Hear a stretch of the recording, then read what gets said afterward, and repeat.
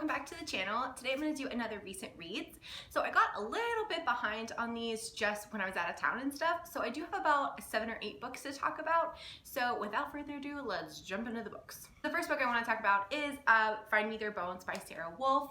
This is book 2 in her series, which I think it's called the Heart series. I can't remember exactly what the series name is called, but I absolutely loved the first one, which was Bring Me Their Hearts, and I just thought it was a really different book. So this is a YA fantasy, and you may or may not know that I used to read a lot of YA fantasy, and I kind of don't read as much anymore. I'm a little like pickier with which ones I pick up, but this is one series that I have been loving, and I was sent this book by the publishers Entangled Teen, so thank you so much Entangled for sending me this. I really appreciate it, and I loved it. So this one is a continuation of the first book, so I can't say too much about it because I don't want to spoil it, but I will say if you haven't picked up the first book by Sarah Wolf, Bring Me Their Hearts, I highly recommend. It has all the things you'd love in like a fantasy, but also a really great romance in it. It's got like a kick-butt heroine, and it's fantastic. So in this one, it's a continuation, and after like kind of the big ending of the first book, it continues pretty much fairly right after that. And there's a lot of twists and turns. I will say I gave this one 4 stars instead of 5 like the first one, and the only reason was I found the beginning a little bit slow. I'd say like the first maybe like quarter of it, maybe to third of it, was just a little bit difficult to kind of get back into. It wasn't that it was bad writing or anything like that. I just kind of felt like it was dragging a little bit, and so because of that, I had a harder time kind of pushing myself through it. But once I got to like the halfway point, I was flying and I loved it, and I really liked where this one ended, so I'm excited to like continue the series. I know there's at least 1 more book, and I'm not sure if there's 2 more, but again, fabulous series, and I really enjoyed it. The next book I read was Dirty Letters by Vi Keeland and Penelope Ward. I gave this one 5 out of 5 stars. I absolutely loved this book. So this is a contemporary romance novel, and it is on Kindle Unlimited if you have that. I have read books by both of these authors, but I don't remember if I read any of their like books they wrote together, but I really like their individual books. So this story is about our 2 characters who were pen pals. They kind of were like assigned to be pen pals. One of them was in England and one was in the States when they were kids. And they kind of continued that pen pal relationship, and kind of just shared everything with each other. We're kind of like their confidant and things like that, up until they were like in high school. But they kind of never met or anything like that. They kind of liked having that barrier of like someone to kind of open up to. So but something happens to our heroine in high school, and she just completely stops writing to her pen pal because she's just kind of going through a really hard time, and she just ends things. And he obviously was very hurt by this. So then it jumps ahead, and our story starts kind of over again when our heroine is cleaning out her father's house, and she finds this letter that her pen pal sent like many years later. And he was obviously very angry, and she kind of feels guilty and feels like she needs to write him again, like as an adult.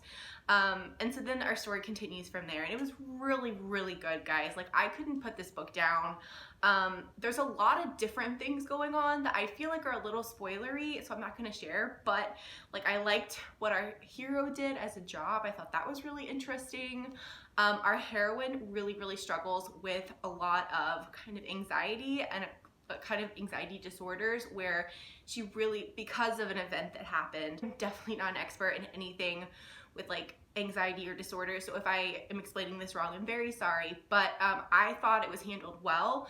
So because of the event that happened to our heroine, she struggles a lot with kind of going out in public, and she has to do her grocery shopping like at night and things like that. She's very secluded from the world, and she's really fighting through that. And what I loved about this book was, although it's a beautiful love story, it also was just such a great like growth book for both characters, especially our heroine. I thought they did a fabulous job showing that it doesn't happen overnight when you're struggling with something, but little tiny steps make for bigger kind of reactions, and I really loved it. So definitely pick this one up. It was definitely a kind of emotional, bit of a harder hitting romance, but I loved it.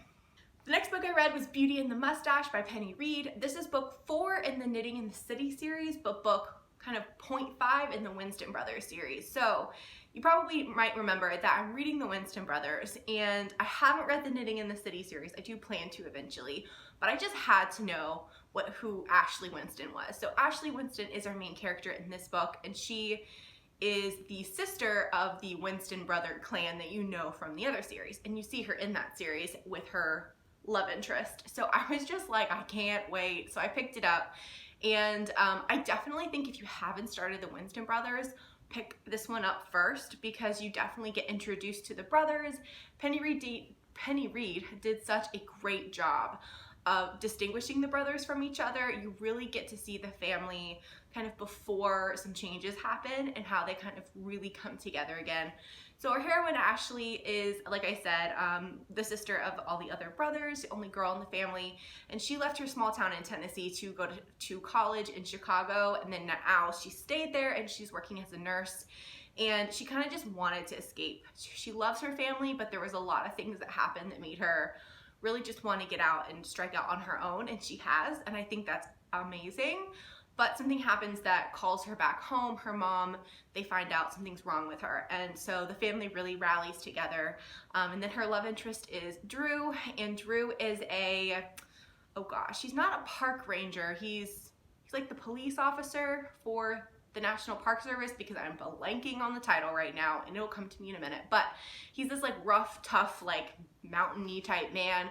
But he also like loves poetry and like writes poetry, and I found this book really romantic. I love the family aspect of it. I thought it was great with all the siblings, and I love the kind of family love, but also the love story was so swoony. So loved it, gave it 5 out of 5 stars, and I highly recommend. So then I read Bearded Mind by Penny Reed, and this is book, oh gosh, 4 in the Winston Brothers series. I feel like I'm combining series here now, but this one was oh gosh, Beau's book, and Beau is one of the twins, and you've obviously known him throughout the series. He's the like very charming, comes across as very like nice person, but he kind of feels like in this book, like all the rest of his siblings are kind of moving on, and they kind of are starting to find their person, like their, you know, love interest. They're trying to like move on, like his twin is about to leave the country, and I think he's just dealing with a lot. Our heroine in this book is Shelley, and you meet Shelley in the book before, and she is hired to work at the mechanic shop that they own, and she comes across very, very kind of harsh and very blunt, but obviously there's way more to the story than that. You find out that Shelley is dealing with a lot of personal like things. So Shelley deals with OCD, and not just the kind like, oh, someone will say, oh, I have OCD. No, she has actual OCD. Again, I am not a specialist in this, but I know I read like Penny Reed's note, and she really wanted to portray it as the actual disorder and how it can really destroy people's lives. And it was really heartbreaking to see Shelley's story, but also again see how she's working through it. She's going to therapy, and again, I tend to like the story when it's a romance and a lot of like personal growth, because I loved their story. I thought Beau was just the most charming. As I said before, he was just so charming, and I loved him, and I loved them together. And again, anything Penny Reed writes, I feel like I'm gonna give 5 stars, so I gave it 5 stars. The next one I read was His Royal Highness by R.S. Gray. I think this is my new favorite by R.S. Gray. I'm just gonna put it out there. It was adorable. Gave it 5 stars. I'd say this one is definitely a rom-com. So it's about our heroine who works as a princess in a theme park. And if you were like me and you were obsessed with Disney, and I grew up in Florida and I went to Disney a lot, and I still absolutely adore Disney. It was so interesting because you kind of get all the back end of the theme park, and I know she did a lot of research on wanting to make sure that it was accurate. So it's about our heroine, who I said is the princess, and then it's about our hero, who is the grandson of the owner of this theme park. So think like Walt Disney's grandson type of thing. It's definitely not Disney World. She definitely made that distinction. There's a lot of similarities to it. And I just thought it was the best thing. It was so good. Basically, the two of them meet when she's like 18. I mean, he's older. I think he's about 10 years older, 8 years older, something like that. So there is an age gap in this, and he's kind of her mentor in a way when she first starts the park, and then it time jumps, and now she is the princess in the park, and there's a lot more going on with her family, and I loved it. If you love R.S. Gray already, pick it up. If you haven't read R.S. Gray, I think this is a great point to start with, and I just really want to reread it already, so I'm hoping to get my own copy too, because this cover is beautiful. The next one I read was A Wallflower's Christmas Kiss by Dawn Brown. Is that right? Yeah. This one I listened to on audio when I was driving home for Thanksgiving. I gave it a 3 out of 5. Honestly, I didn't really like it that much.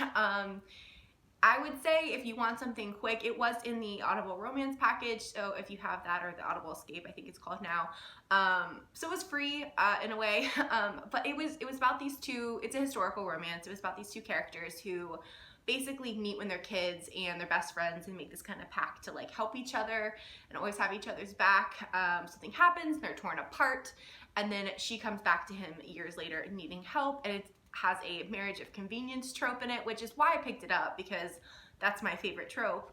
But I don't know. I don't know if it was the narrator who I really didn't like. I don't know if it was the plot. I just didn't like it. It just seemed to drag. And when you're already in a car for many hours, you don't want an audiobook that drags. So I don't know, it was okay, but it just wasn't my favorite. Okay, next I read Her Naughty Holiday by Tiffany, is it Rice? This is the first book that I have read from her, and I loved it. I read this from a recommendation from Elise over at, oh gosh, her channel name is Here for the Romance, I'm pretty sure, here on BookTube. I'll link her channel because she is pretty new to BookTube, but has some amazing recommendations already, especially on her Instagram as well.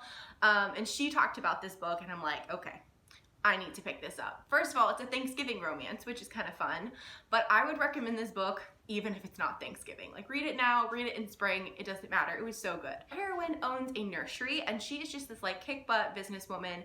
She's achieved so much in her life, but she has found out that she has to host Thanksgiving this year, and her family is, in a word, horrible. Like, they basically treat her like crap, and she has a couple siblings. They're both married and they have kids, and her parents and all her siblings kind of look over all of her accomplishments and basically just nag because she doesn't have kids and she's not married yet. So she just kind of hates being with them, which is bad.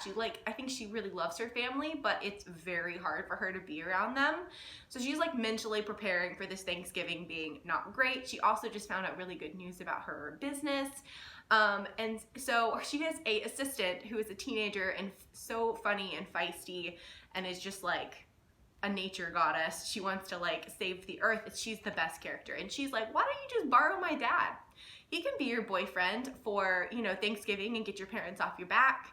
And like, I already love a good fake dating trope. So that was what like sucked me into this. And it was so good. So that happens. It's a bit of a spoiler, but it's okay.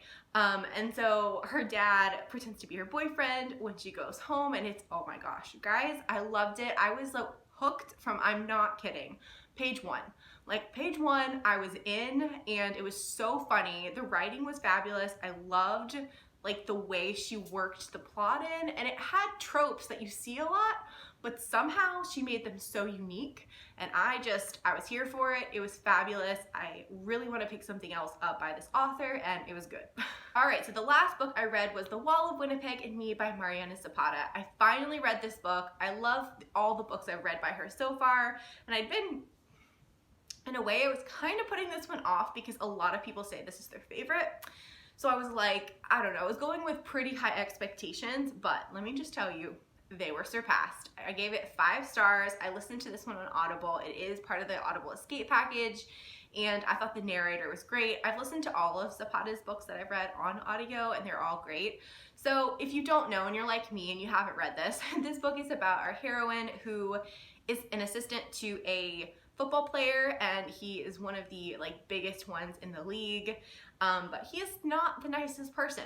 He is rude, he is not very considerate, he's blunt, And at the beginning of the story, I'm not gonna lie, like I did not like him pretty much at all, but I feel like Mariana Zapata has this way of taking that kind of character and just slowly, like this is a slow burn, and like you slowly start to like crack his like outer shell and find out who he is.